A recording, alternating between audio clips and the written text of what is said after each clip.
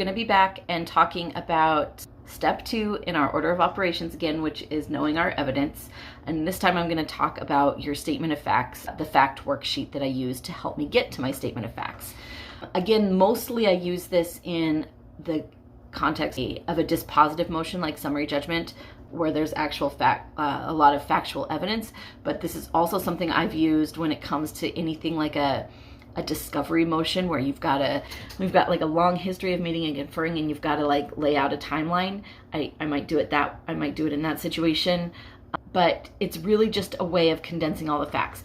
You may have a fact that you want to state, but there's, in support of that fact, you may have 2 or 3 items of evidence that support it. So you're not going to say the fact a bunch of times and cite to a different piece of evidence. You're going to cite to the fact one time, and then you're going to cite to all the evidence that supports it. Okay, so I like to make one fact worksheet. Here are some tips about it. I'm going to do a separate video on Loom, which I can show you the document that I use and how the actual process of going about to create it, because it's a system that I've kind of worked out over a bunch of years.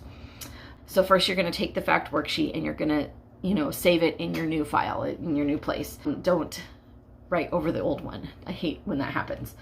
And then it's basically, you're just going to make a numbered list of facts. And so it's going to be 1 fact, 2 fact, and then under it, kind of outline style, you're going to hit return after 1, and you're going to have, you indent, and you've got like letter A, and that will be where the evidence comes from. And so then underneath that, you've got your list of evidence, and you're going to cite to those pieces of evidence that support your fact. Your facts statements, your factual statements, need to not be compound. They need to be very simple and declarative. Plaintiff went to work at 9:30 p.m.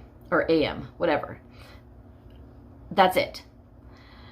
Not, she went to work and she was feeling hungry, and so she skipped the whatever and didn't pay attention to whatever. Like, you don't need to put all that in. It's just, she went to work at 9:30 a.m., period. That's the full sentence. No, if you're writing the word and, if you're writing the word or, if you're writing the word but, those are all big clues that you've got a conjunctive statement, and you need to simplify it and separate it out into 2 different facts. Okay, so you've got to have, the clearer the facts, the better, and the better you're doing at laying your foundation. Watch out for those conclusory statements. You don't want to say she's hot because she's fly. You say she was hot. That's the end. And then you say all the reasons she's hot in separate declaratory facts below that. You can write a conclusory fact like that, like she was hot, if you've got the foundational facts to support it.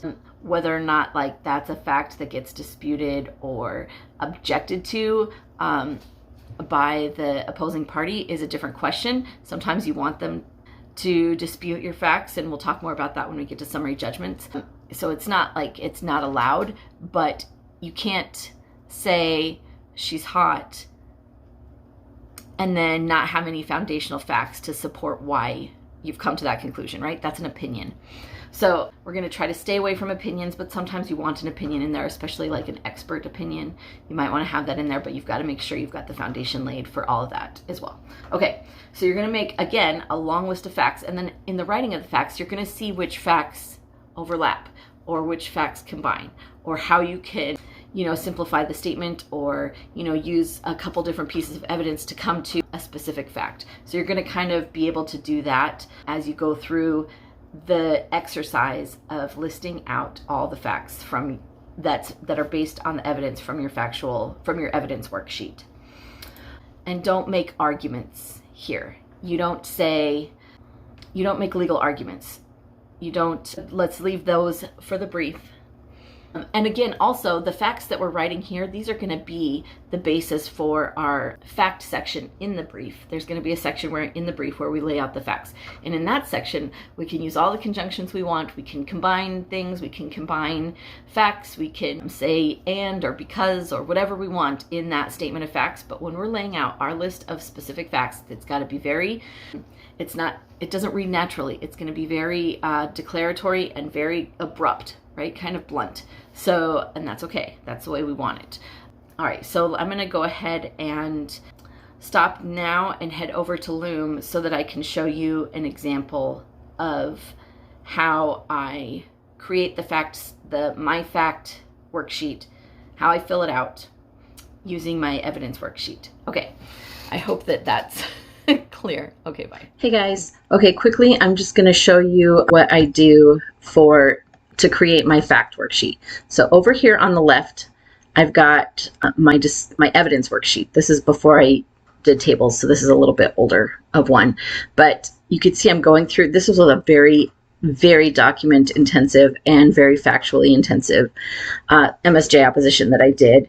And you could see I very meticulously go through each document and lay out everything. This specific invoice, like these are responses to a subpoena served on a pest control company. So it's very specific. Each invoice says this. And because I've got to eventually lay a foundation of what pest control stuff was done at the place and what should have been done, right? So that's kind of what that's all about. So there's all of these documents and all this stuff going through. So this is just my evidence worksheet, and it's just like this. You could see the evidence worksheet alone is 14 pages.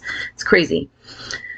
So, but we eventually get down to the point where I'm going through depositions. And this is kind of the thing that I want to show you that I do. Okay, so then we come over to my fact worksheet, and this is eventually what it's going to look like.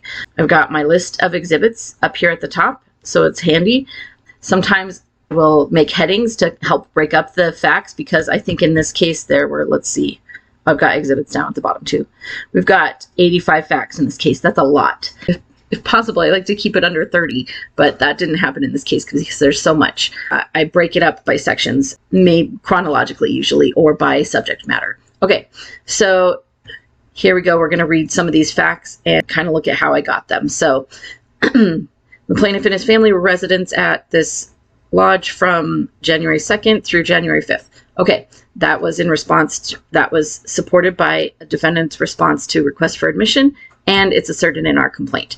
Now, the complaint is not actually evidence that that's true. It's just kind of put it there just to show that the complaint is based on specific factual stuff that is verifiable. Okay, so we're not just like making stuff up in the complaint. Okay, I saw one when I was looking at this. Here, this one, Bear Creek Resort was oversold when plaintiff and his family arrived, so there were no rooms available. That is a mistake on my part. Do you see that? So that makes it a conjunctive, or it's two different facts, right? Bear Creek Resort was oversold and there were no rooms available. It's maybe this is syntax, maybe it's two ways of saying the exact same thing, but it's a little bit different, and so it probably should have been broken up into two separate facts. So my bad. Okay, but what I do is to make this factual statement, so you can go through and you can see all the facts, and there's the declarations, the deposition testimony, citation, support, every single fact that I've put out here. Now, what I do is I've got this deposition testimony here, and when I cite to it, when I want to use, I'm going through, and so say I want to make this a fact, there were no policies in place telling guests what they could and could not do with pets on the property, what kind of pets they could or could not bring on the property. That's a specific item of testimony by this deponent, and that may be a fact I want to put. So I would copy and paste. I would copy that, copy it, and then I'm going to paste it over here into my thing. I'm just going to go down to the bottom so it's not in the way. So I'm going to paste it, and I'm going to make it number 86. So say that's like a full sentence. I know it's compound and weird, so I wouldn't leave it saying like this way. I would reword it, but then I would do this, and I would say this is, whoever's deposition, and I would copy and paste the evidence, the citation to the evidence, and then and then I'm going to go back here, and I'm going to take this whole thing and gray it out. And that way I don't get confused on what I've taken from my evidence worksheet and put into my fact worksheet. I know that anything that's still black has not been put in there. And that's how I keep organized and keep stuff straight. All right, so if you have questions, let me know, and we can go through that in a little bit more detail. Okay, I'm out of time, sorry.